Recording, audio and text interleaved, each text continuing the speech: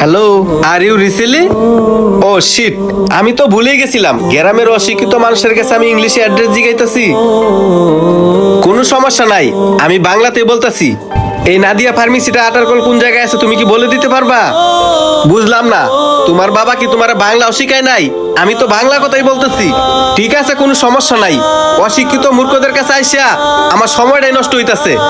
আমি অ্যাড্রেসটা হয়তো অন্য কারো কাছে জিগাই যাই। Excuse me, sir.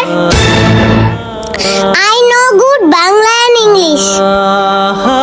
Your address is state in head from. I hope you understand what I mean. You, I think get out an address.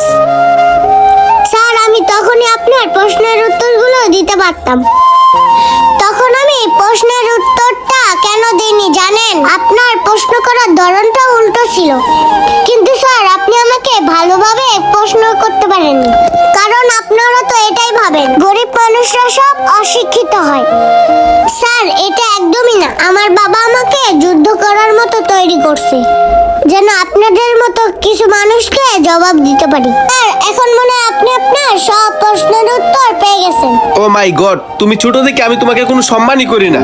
তুমি যে এত সুন্দর করে ইংলিশে কথা বলতে পারো, এটা তো আমি বিশ্বাসই করতে পারছি না। হ্যাঁ স্যার, আপনি ভাববেন নেই বা কেন? আপনারা তো একটা জিনিসই ভাবেন যে আমাদের মতো গরিবরা সবাই অশিক্ষিতই হয়। শোনেন স্যার, আপনাকে বলি কি, আপনার এই চিন্তা ভাবনা বাদ দেন। এই যে আমার মেয়েটাকে দেখতেছেন না, ওকে নিয়ে আমার অনেক আশা আছে। আমার এই মেয়েটাকে ইংলিশ মিডিয়ামে লেখাপড়া করে অনেক বড় কিছু বানাবো। আর স্যার, একটা কথা শোনেন, ওর এই পর্যন্ত এমন কোনো ক্লাস নাই সে ক্লাসে ও 1 নাম্বার রোল না করতে পারছে। স্যার, আমরা গরিব বলে যে আমাদের সন্তানেরা লেখাপড়া করতে পারবে না, এটা কিন্তু আপনার একদমই ভুল ধারণা। আর আমরা তো মানুষ চাইলে না কি করতে পারে। শুধু আপনি আর আমি না, সকল মানুষের ইচ্ছা থাকলেই তারা তাদের মেধা দিয়ে অনেক বড় কিছু হতে পারে। হ্যাঁ, আপনি এখন এটা বলতে পারেন যে আমাদের পোশাক আশাক দেখতে তেমন একটা ভালো না, আর আমরা যে ব্যবসা বাণিজ্য করি সেটার সাথে কি আমাদের এটা মানায়? তবে স্যার, একটা কথা মাথায় রাখবেন, কর্ম তো কর্মই, কর্মকে কখনোই ছোট করে দেখবেন না।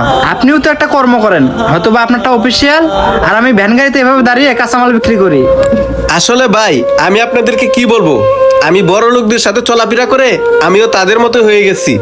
সত্যি কথা বলতে কি, আমি ভুলেই গেছিলাম গরিবরাও মানুষ, তাদেরও ইচ্ছা শক্তি আছে।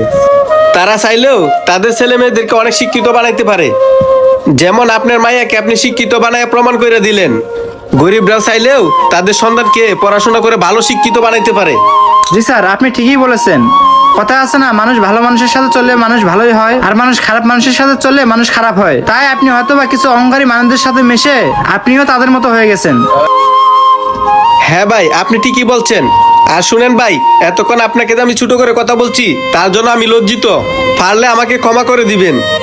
আরে স্যার, এই ছোট করে কথা বলার কথা বলতেছেন? এই রাস্তাঘাটে সবজি বিক্রি করি, এখানে আপনাদের মতো অনেক মানুষই এসে আমাদেরকে কত রকমের কথাই বলে। সমস্যা নেই স্যার, আপনি যে কথাগুলো বলছেন সে কথা আমার গায়ে লাগেনি। আর তার চেয়ে সবচেয়ে বড় খুশি হলাম স্যার, আপনি যে আপনার ভুলটা বুঝতে পারছেন।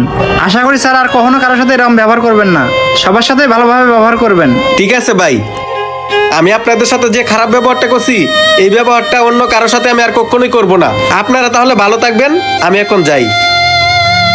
গরিবদেরকে অশিক্ষিত বলে কখনোই অপমান করবেন না, তারাও কিন্তু শিক্ষিত হতে পারে। এই ভিডিওটি তার প্রমাণ। ভিডিওটি আপনাদের কাছে ভালো লাগলে লাইক কমেন্ট শেয়ার করে দিয়ে সবাইকে দেখার সুযোগ করে দিবেন। ধন্যবাদ।